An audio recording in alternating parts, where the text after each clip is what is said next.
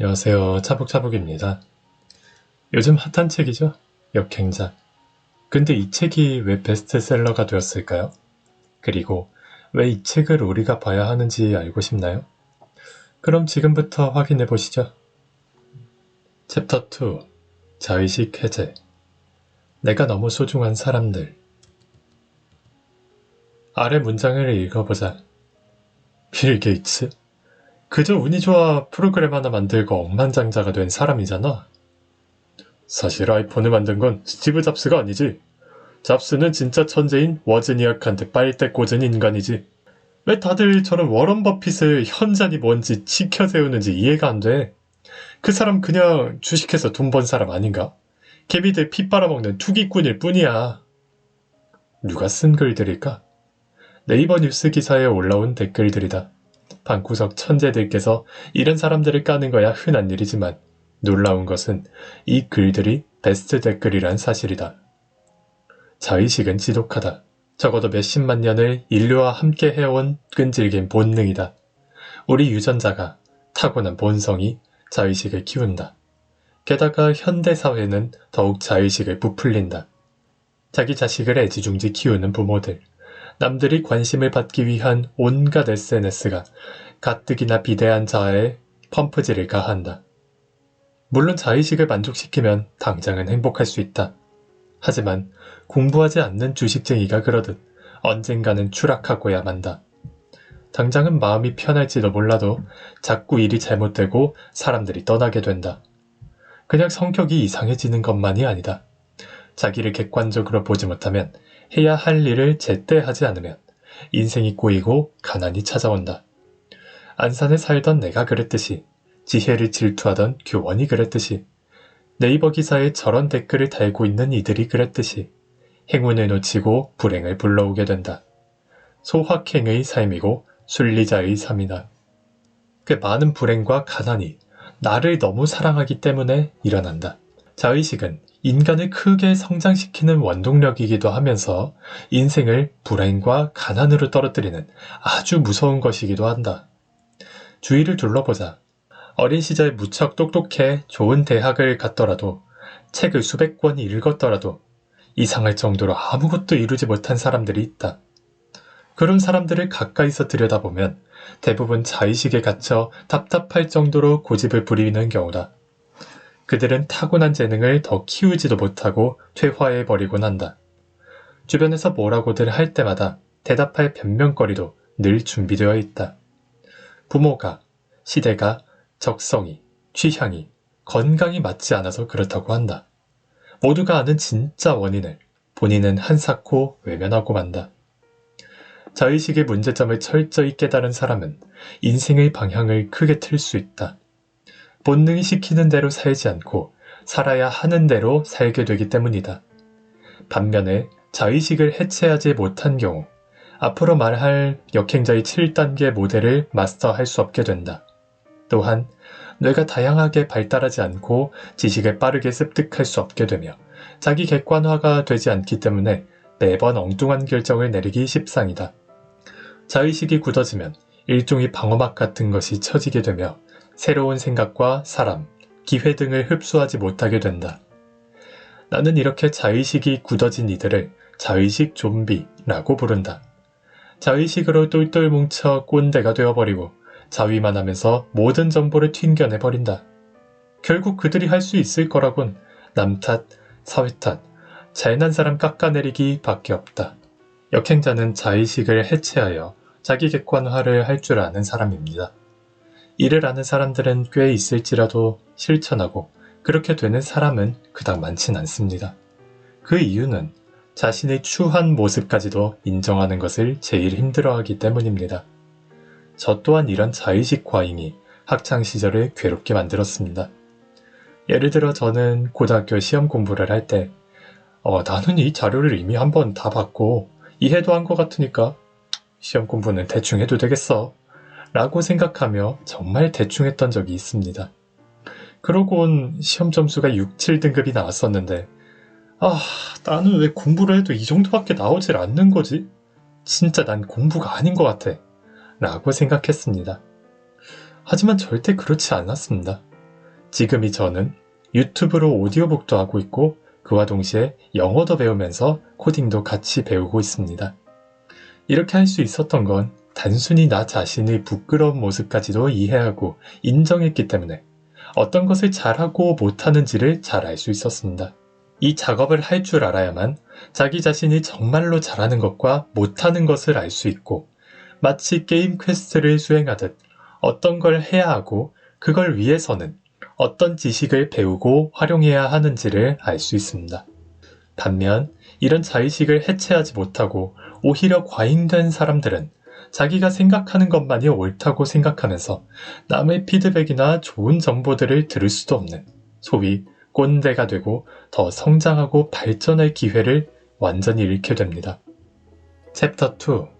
자의식 해체. 자의식 해체의 3단계. 자의식 해체의 중요성을 알았다면 이젠 스스로 해볼 차례다. 만약 어떤 사람을 만났는데 괜히 불편한 감정을 느끼게 되면 나는 먼저 자의식 해체라는 단어를 기계적으로 떠올린다. 그리고 이 언짢은 감정은 어디서부터 온 건지 어떤 열등감이 자극됐는지 생각한다. 이런 탐색이 자의식 해체의 1단계다. 1단계 탐색은 별것 아니다. 종종 누군가의 발언이나 존재에 불쾌감을 느낀다면 그 원인이 자의식 때문은 아닌지 알아보는 것이다. 이 탐색의 효과는 놀랍다. 나의 비대한 자아와 일정한 거리를 두게 된다. 질투하고 화내고 의심하는 유치한 내 모습을 가만히 지켜볼 수 있게 된다. 그러면 내 상처, 잘못 투사된 공격성, 비뚤어진 생각이 어느 정도 보인다. 새로운 걸 받아들일 수 있는 여유가 생긴다. 그 다음 2단계는 인정이다. 왜 그 사람을 보면 기분이 나쁘지? 내가 질투하는 것일 수도 있겠구나. 질투는 오히려 내 학습을 방해하니까 질투라 인정하고 일단 상대방이 어떤 포인트에서 인기가 있는지 흡수해야겠어. 나는 왜 인기가 없지? 그냥 매력이 없나 보다. 매력이 없으면 높이면 되지 뭐. 돈에 대해 얘기하는 사람을 볼 때마다 왜 기분이 나쁘고 상대를 적대적으로 보게 되는 거지? 사실 인생을 잘 살기 위해선 돈이 필수 조건 중 하나야. 내가 지금까지 이 부분에서 자신이 없으니 회피했던 것 같기도 해.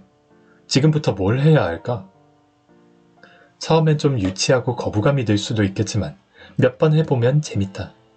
누군가를 처음 만났을 때 이유 없이 빈정상하는 건 의식하지 못할 뿐 무의식이 발동한 것일 수도 있다. 예를 들어 평소에 가지고 싶었지만 포기했던 것, 이성적 매력에서 나보다 뛰어난 사람, 내가 애써 부정해왔던 것 등등. 그러면 내 내면에서는 자아를 지키기 위해 이런저런 반응을 펼칠 준비를 한다. 싸울 것인가, 도망칠 것인가, 아니면 화를 내면서 흥분할 것인가. 자의식 해체는 이 단계를 넘어가지 않기 위한 노력이다. 부풀어 오르는 자의식에서 떨어져 나와서 객관적인 시각을 확보할 수 있다. 마지막 3단계는 전환이다. 이제 과도한 본능의 물결을 잠재웠으니 나에게 유리한 방향으로 틀 때다. 자의식 해체는 그저 흥분을 가라앉히는 방법이 아니다. 내가 발끈하거나 열등감에 사로잡히는 그 순간을 거꾸로 이용하는 스킬이다. 사소한 잘못을 저질러서 엄마에게 혼날 때 평소에 나도 해보고 싶었던 약속을 해본 적이 없는가? 예를 들어 매일 일기 쓰기, 8시 전에 숙제 다 하기 같은 것들 말이다. 몇 가지 사례를 들어보자. 사례 1. 자의식 과잉. 나는 작은 기업에 다니는 평범한 직장인이다. 그런데 어쩌다 친구 덕분에 연예인과 놀게 되었다. 또 이 연예인이 같이 노는 다른 연예인들과도 어울리다 보니 어느덧 주변 사람들이 나를 연예인과 노는 사람으로 인식하게 됐다. 좀 우쭐하기도 해서 나도 점점 즐기게 됐다. 사실 내 수입으로는 감당하기 어려울 때도 있지만 노는 물이 다르다 보니 어쩔 수 없다. 월급이 대부분의 유흥비로 탕진하지만 사람들이 부러운 시선을 받으면서 거들먹거리는 기분을 포기하기는 힘들다. 연예인들과 어울린 후에 사이가 멀어진 어릴 적 친구들이 있지만 어쩔 수 없다고 생각한다. 자의식 해체. 난 그냥 자위하면서 살아왔던 것 같아. 인정할게. 지금까지 잘못 살았던 것도 인정해. 내가 평범한 직장에 다니니까 인정 욕구에 정신을 못 차린 것 같아. 늦게라도 깨닫게 된 게 다행이지 뭐. 생각해보면 연예인들은 어울릴 때만 좋지 정말 내 생각은 안 해주더라고. 사람들도 이젠 별로 관심 없어. 오히려 주변 사람들에게 난 그냥 연예인병 걸린 애로 인식된 것 같아. 내가 너무 변한 것 같다고 말해주던 친구들을 다시 챙겨야겠어. 그동안 생각만 하던 학원에도 바로 등록해야겠어. 사례 2. 자의식 과잉. 난 서울대 경영학과를 나왔어. 젊을 적엔 자신만만하게 사업에 도전했다가 말아먹었지. 학교에서 배운 건 소용이 없더라고. 그 뒤로는 계속 신사업을 구상하고 있어. 요즘 여기저기에서 고졸신화, 건물 세운 채소장수 같은 걸 보게 되는데 솔직히 내가 보기엔 그런 건 비즈니스가 아니야. 프로그램 기반의 스타트업만이 진정한 사업이라고. 그리고 요즘 사업으로 성공하는 사람들을 너무 찬양하는데 그거 대부분 운빨이야. 1만 명이 사업을 하면 최종 승자는 하나씩은 나오기 마련인데 그걸 믿고 따라하라고? 자의식 해체. 생각해보니 고졸신화 대단하긴 해. 핸디캡을 달고도 허들을 넘어선 거잖아. 처음엔 운빨이었다고 해도 이렇게 십수년 사업을 계속 키운 걸 보면 사업 수완이 좋은 것 같아. 오징어 행상하시는 분을 1년간 따라다니고 전국 각지의 고수들을 찾아다녔다는 부분은 정말 배울만해. 나는 지난번 창업할 때 그냥 내 머리로만 생각했잖아. 그리고 무엇보다 이 사람의 창업 철학은 정말 감탄스러운 점이 있어. 나는 그냥 돈을 벌 생각뿐이었지. 사실 나도 처음부턴 그랬던 건 아니었는데. 어느 지점에서 초심을 잃었던 걸까? 밑바닥에서부터 성공한 사람들의 공통점은 뭔지 이번엔 확실히 한번 정리해보자. 탐색. 자신의 기분 변화 등을 잘 관찰하고 이 기분이 어디에서 오는지 확인한. 위에서 사례로 소개한 자의식 해체 3단계를 정리하면 아래와 같다. 탐색. 자신의 기분 변화 등을 잘 관찰하고 이 기분이 어디에서 오는지 확인한다. 인정. 기분 변화의 이유를 객관적으로 잘 살펴보고 현재 자신의 처지와 비교해서 인정할 것은 순순히 인정한다. 전환. 인정을 통해 열등감을 해소하고 이걸 변화의 계기로 삼기 위한 액션 플랜을 만든다. 자의식 해체는 정서적으로도 건강함을 만들 뿐만 아니라 학습력을 크게 향상시키고 의사결정력을 높여준다. 내가 자의식 해체를 제일 먼저 이야기하는 이유는 간단하다. 이게 안 되면 내가 앞으로 말하는 어떤 것도 안 되기 때문이다. 마음의 방어막을 치고 있는데 내 말이 곧이곧대로 들릴 리가 없다. 팔짱 끼고 비웃을 준비를 하는 사람에게 무슨 말이 먹히겠는가. 새로운 걸 받아들이기 위해선 경계선을 말랑하게 만들 필요가 있다. 자의식이 강해져 있는 상태라면 더욱 그렇다. 이전 토픽에서 말했던 내용처럼 자의식이 너무 과하지 않으려면 어떻게 해야 할까요? 먼저 내가 누구와 이야기를 하거나 어떤 일을 할 때 잘 안 풀리거나 화가 나는 상황이 있다면 왜 그런지 한번 파악해보는 겁니다. 그렇게 하면 내가 어느 지점에서 화가 나고 힘들어하는지, 그것 때문에 일이 어떻게 안 풀리는지 등등 속속들이 나에 대해서 잘 알 수 있습니다. 그리고 나를 조금 멀리 떨어져서 객관적으로도 볼 수 있게 됩니다. 그 다음 이유를 알았으니 인정을 해주는 겁니다. 어떤 것이 부족한지 알고 바로 고치거나 좀 더 배울 수 있다고 생각하고 인정해주는 겁니다. 저 같은 경우에는 이번에 시 컨텐츠를 새로 기획할 때 편집을 못한다는 걸 알고 내가 편집을 못하니까 내 영상을 편집해 주시는 분께 여쭤봐야 되겠구나 라고 생각했습니다. 그렇게 편집자님께 프리미어 프로라는 영상 편집 프로그램을 배우고 어떻게 하면 더 빠르게 영상 편집을 할 수 있는지 세세하게 배웠습니다. 이렇듯 어떤 자료나 정보, 경험이 필요하다면 그걸 인정하고 배우려는 마음이 굉장히 중요합니다. 그래야 더 크게 발전할 수 있으니까요. 마지막으로는 어떻게 나 자신을 바꿀 수 있는지 세세하게 생각하고 적어보면서 실천하는 게 가장 중요합니다. 결국 앞에서 자신의 문제점을 인지하고 어떻게 바꿔야 되는지를 알아도 실천하려는 움직임이 없다면 그건 부자가 되는 법을 알면서도 실천하질 않아서 부자가 되지 못하는 것과 같습니다. 그리고 실행을 할 때엔 잘하고 못하고를 벗어나서 일단 실행을 하고 무너져야 알 수도 있는 것이 많으니 하는 것이 좋습니다. 저 또한 그랬습니다. 작은 커뮤니티에서 목소리로 뭔가를 해보고 싶어서 라디오 방송을 기획했던 적도 있었습니다.